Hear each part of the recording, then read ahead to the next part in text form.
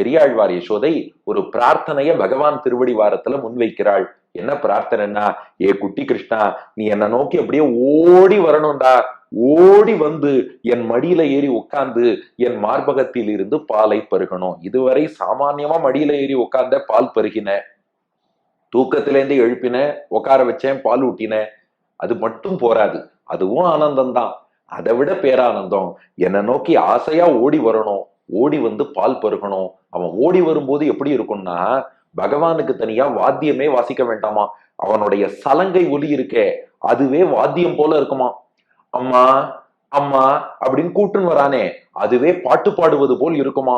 அவன் நடந்து வரானே அதுவே இந்த சலங்கை ஒலிக்கும் பாட்டுக்கும் ஏற்ற ஒரு நடனம் போல அசைந்து அசைந்து நடந்து வருவானா. அவனுக்கு தனியா ஆபரணமே வேண்டாம்.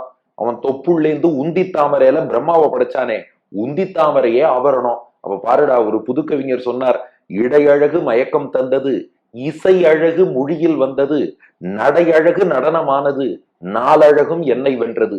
அது எங்க இருக்குன்னா நம்ம பெரியாழ்வார் பாசுறோம். உன்னுடைய நடையே ஒரு நடனம், உன் பேச்சே ஒரு இசை, உன்னுடைய சலங்கை ஒலியே ஒரு பக்கவாத்தியம், உன் உந்தி தாமரையே உனக்கு ஆபரணம், எல்லாவற்றையும் காட்டிக்கொண்டு நீ ஆடி அசைந்து என்னை நோக்கி வருவதை பார்த்தால் அதுவே ஒரு நாட்டியமாக இருக்கிறது. என்னை விட்டு ஓடி போகாதே ஏ உத்தமா, வந்து தாய்ப்பாலை அருந்து